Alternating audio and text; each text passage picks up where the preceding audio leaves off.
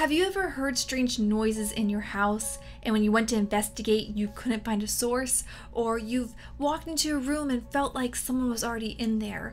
Or you were simply watching TV and all of a sudden you felt like someone was blowing on the back of your neck? Or maybe you saw a ghost. What? That was an interesting intro. What's up, rad people? Today I want to talk about some haunted house stories, but not like the Halloween attraction haunted houses. I mean like genuine life experiences of possibly thinking your house is filled with paranormal entities.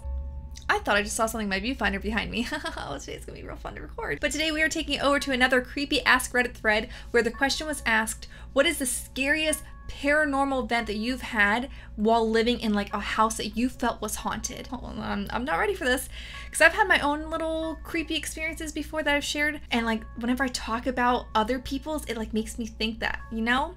I'm kind of like jinxing myself, like something creepy is gonna happen to me now. So that's fun. So let's just jump right into these terrifying stories. Don't blame me if you get nightmares though. A side note, ghosts have been like on my mind lately. I've been playing a lot of like horror indie games over on my gaming channel, Get Rad. Again, another side note, you should definitely check out if you haven't already. There will be like a little card up here as well as a link down below to take you to it if you want to go check it out. Please do. But I've been playing like a lot of like paranormal horror games where like I'm exploring creepy places and there's like ghosts that pop out and scare you. I've just been on like a ghost kick, so I'm sure these stories are totally going to terrify me even more. Why am I doing this to myself? Okay, let's just go on to the first story. I lived in a house that was built in the 1950s and didn't seem to be very updated. The house I don't think was haunted. Oh. But the detached garage sure was. Oh, that's fun. That's a unique little twist on this. My buddy and I had a gaming setup out there. Keep in mind, this garage is super messy. We had a couch and a TV with my PS2 in the middle of all this mess. One night, while we were playing games, I heard a woman talking and her 3 kids running around laughing at 3 a.m. The witching hour, that's like goosebumps. Already have to play, y'all. I looked over at my friend. He was like, what was that? We both just kind of convinced ourselves that it must have been from the game somehow. That's a really random thing if your game has nothing to do with children running around. So we continued to play. Pretty soon we heard it again. So I paused the game and we both listened. Oh, that would have been like the most terrifying minute ever. We didn't hear anything for a good 2 minutes. Sure enough, we hear the lady talking to her kids and all of them laughing again. Like, are they laughing at them? We both freaked out because who in the world would be out at 3 a.m. next to our garage with their 3 small children? Yep, those are very important questions to ask. So we both had to crawl over all the crap in the garage to see who it was. When we opened up the door, nobody was there. Oh no. We both sprinted back inside the house and checked periodically for anyone outside. A couple days or so go by, and I was bored and my friend was busy at the time, so I decided to go into the garage by myself to play games. Again, I could definitely, oh my god, I keep thinking I see something in my viewfinder, but I think it's just my hair. Okay.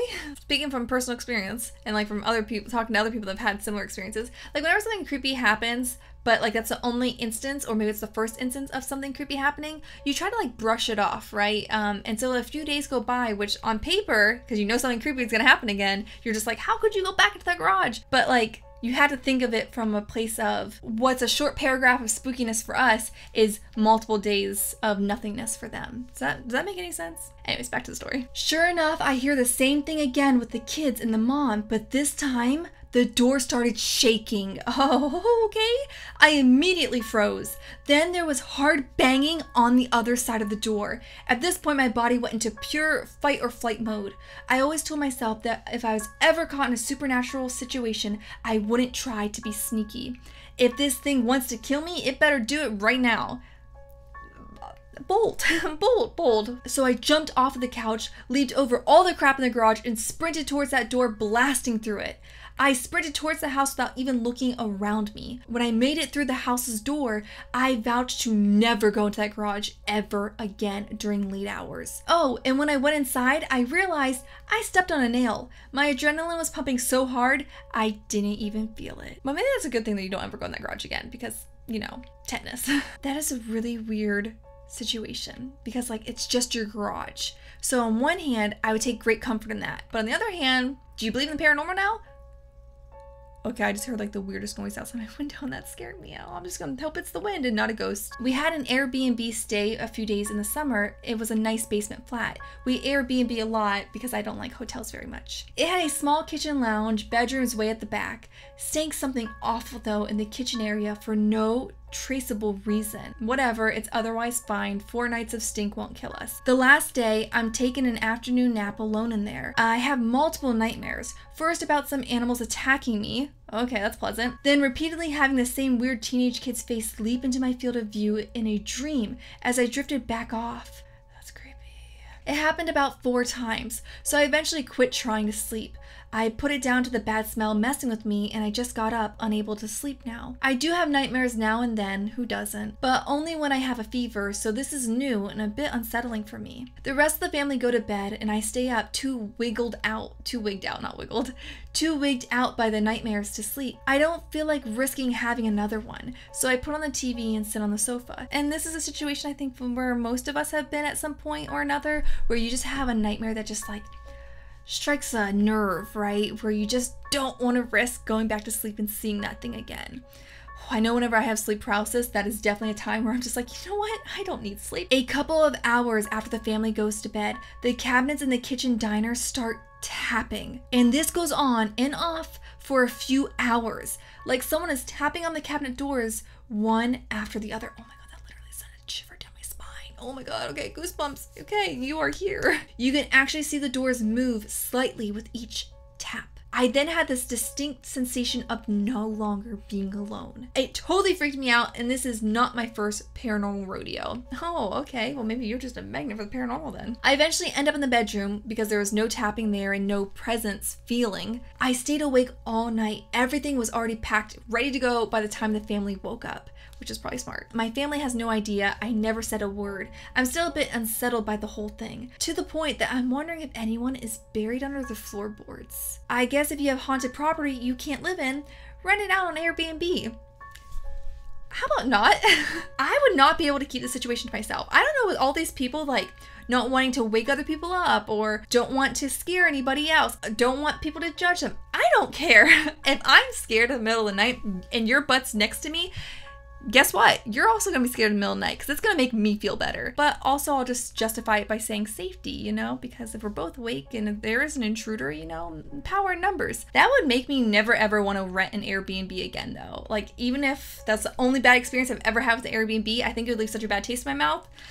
I would just, you know, a hotel. Then again, there are some haunted hotels, so. I was 7 years old while living in this house with my family. These entities never really harmed us, but they did spook my mother and I, whereas my father apparently never experienced anything. That's always weird, right? When only certain family members experience something, like, why do you think that is? Do you think these paranormal things are more interested in those people, or do you think they maybe have some sort of susceptibility or like the sixth sense kind of thing?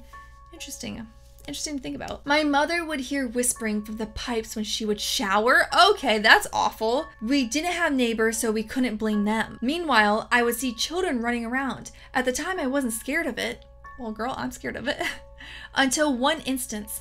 I had woken up from a nap and went into another room where I kept all my toys, including a piano. I walked in and saw a little boy kneeling in front of this piano, and I got happy because I thought it was a friend of mine. So I started talking to him while I went to the closet, and when I turned around, the boy was gone. I was terrified. I got a few questions on this one. Your poor mother, first off. You know, I like to think of a shower as relaxing, or if you don't particularly enjoy showering, it's still a necessity. You still need to get clean. You still do it quite often. Some people do it on the daily. To have such a frequent, creepy experience, do you get desensitized to it, or like does the terrifyingness grow within you? Because I could honestly see it going either way, but I feel like with each time it happened, I'd get more and more scared. Yeah, I think I would, because I'd get more and more certain each time that, oh, there's something creepy here, and I don't want to be around in case it wants to do more. That's so terrifying, because like in the shower, you're so vulnerable already, you know, you're naked, you got soap everywhere, you have to close your eyes at some point so you don't get soap in your eyes. Yeah, no, that's scary. I would never want to live in that house ever again after the first time that ever happened. But the second thing I want to talk about is she thought it could have been a friend of hers. So did she not get a good look at the ghost beforehand to know if it was a friend of hers? Was she just trusting and assumed every kid around her age was a friend? Did it look like her friend? I got some questions about that one. I was around 4 years old and in bed ready to go to sleep. As a child, I was scared of the dark, so I used to put the whole bed cover over my head. Due to this, I got hot fast, so I decided to put my right hand out of the bed cover into the open. Oh, this is the one that's gonna inspire a lot of nightmares tonight, I feel like. I felt bone, like bony long fingers move down my hand, touching my fingers. I pulled my hand back inside the cover. I didn't know what to do. I just stayed waiting, listening, but I heard absolutely nothing. I built up the confidence to have a look, and when I did, nothing was there. Nothing happened for about 2.5 years until my mother found a skeleton in the living room wall. What the heck? She rang the police and some specialists came to look at the skeleton. I was moved to my bedroom while the police were questioning my mother, and I was only allowed to come out when they had left. The specialists took the skeleton to do some tests to find out the gender and age and how the person died. 2 weeks later, my mom got a phone call from the company saying they had done the tests and the skeleton was of a woman and she had probably been there since the early 1900s. That's all I know because that's all my mom told me.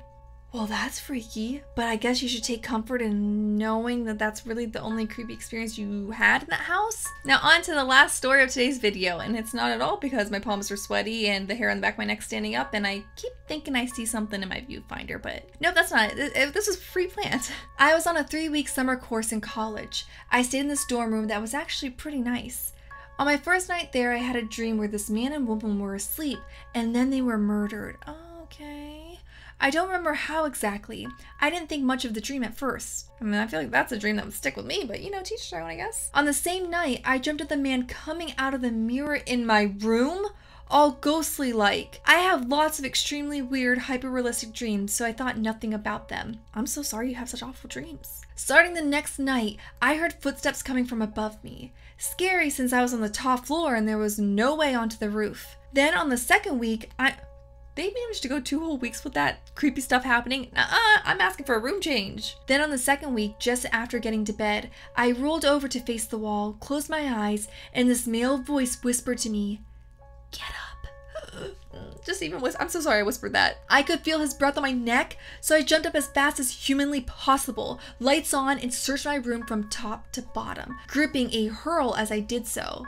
I don't know what a hurl is, but we'll move on. Why that seemed like a logical thing to do, I do not know. I then went and got my roommate just to see if she had anyone over. She understandably was incredibly annoyed at me waking her up at 3 or 4 a.m. Oh, the witching hour, that's great. In a situation like this, I feel like I'd be probably the worst and best person to be your roommate. Because on one hand, if you wake me up at 3 a.m. because you're scared, I'm gonna be there for you. You know what I mean? Like, I'm gonna comfort you because if I was in your situation, I'd wake me up too.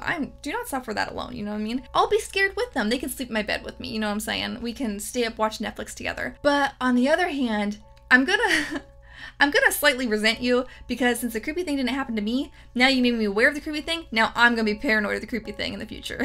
You know, if you're somebody that would be annoyed, maybe like think of if you were in that situation. You'd want someone there to comfort you. That's all I'm saying. About 2 or 3 days after, I'm sitting in my room when the smoke alarm goes off and won't stop. Apparently, it was faulty because the maintenance man couldn't see what was wrong with it and found it weird how it would just keep going on and stop for a few seconds and start up again. Yeah, that sounds really annoying and almost like it's possessed or warning you. After that, I only had the problem of my door randomly opening by the time I went to the kitchen and back. A few other people on my floor and the room below me had some weird experiences too, but nothing I heard as weird as mine. Did this person just say, only had the problem of the door randomly opening by itself?